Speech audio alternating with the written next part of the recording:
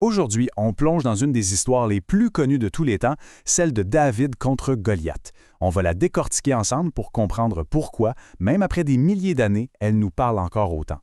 C'est une bonne question à garder en tête. Parce que vous allez voir, cette histoire, c'est beaucoup plus qu'un simple combat. C'est une histoire de perception, de courage, puis d'une stratégie à laquelle personne ne s'attendait. Alors, on se transporte sur un champ de bataille. L'ambiance est super tendue.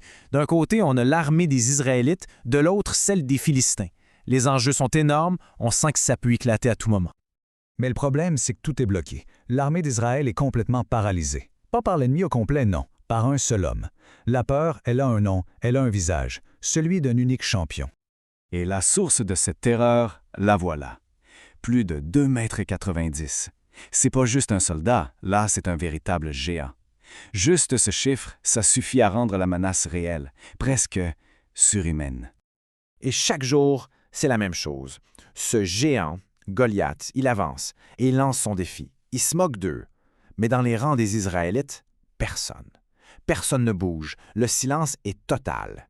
Et c'est là, au milieu de cette impasse, alors que tout le monde pense que c'est la fin, qu'un personnage complètement inattendu arrive. C'est pas un guerrier, c'est pas un général.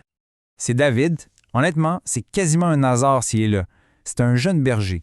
Il n'est pas venu pour se battre, il est juste venu porter à manger à ses frères. Il a zéro expérience militaire, c'est un civil en pleine zone de guerre. Quand il entend Goliath se moquer de son peuple, quelque chose en lui s'allume. C'est pas l'ambition, c'est pas l'envie de gloire, non, c'est de l'indignation pure. Une sorte de colère juste devant l'injustice. Et c'est cette émotion-là qui le pousse à dire « c'est assez, je vais l'affronter ».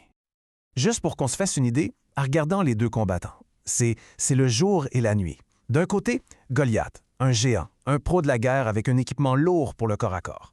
De l'autre côté, David, un jeune berger, pas d'armure, rien, sauf une fronde et quelques cailloux. Mais attention, une fronde à l'époque, c'est pas un jouet.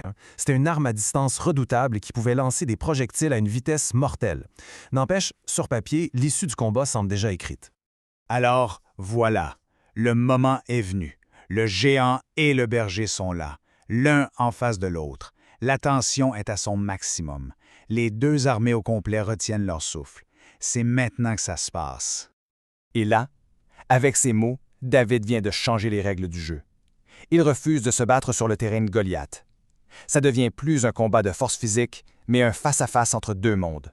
La force brute contre la conviction profonde. Une force invisible contre un arsenal bien visible. L'action, elle est incroyablement rapide. David cherche pas le contact. Il utilise sa vitesse, son agilité pour frapper la faiblesse de Goliath, sa lenteur. Un seul lancer super précis, une chute assourdissante et une victoire instantanée. En 3 temps, l'impossible vient de se produire. Mais ce qui est vraiment crucial, c'est ce qui se passe juste après. La victoire de David, elle n'est pas juste pour lui. Elle va avoir un impact immédiat et immense pour tout son peuple. Le courage d'une seule personne crée un véritable effet domino. L'armée qui, quelques minutes avant, était paralysée de peur, est maintenant complètement galvanisée, transformée. La peur, pouf, elle vient de changer de camp. Et ça mène à une victoire totale.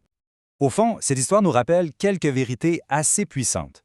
Que des convictions fortes peuvent nous aider à dépasser nos plus grandes peurs. Que la stratégie et le courage, des fois, c'est plus efficace que la force brute. Et surtout, que c'est pas la taille ou le statut qui décide du résultat. Mais la vraie question, c'est pourquoi cette histoire nous fascine-t-elle encore autant aujourd'hui? C'est parce que son héritage va bien au-delà du récit original. C'est devenu une référence culturelle que tout le monde connaît. Pensez-y. L'expression « David contre Goliath », elle est passée dans la langue de tous les jours. Quand on l'entend, on comprend tout de suite la situation. Le petit contre le gros, l'agile contre le lourd, l'innovateur contre le système en place. C'est devenu le symbole ultime de l'espoir face à l'impossible. Et tout ça, ça nous amène à une dernière réflexion. Que ce soit des défis personnels, sociaux ou même technologiques, les géants modernes y sont partout. Cette histoire nous rappelle que la manière dont on choisit de se battre est peut-être plus importante que la taille de l'adversaire qu'on en face. Une idée qui, finalement, est aussi pertinente aujourd'hui qu'elle l'a toujours été.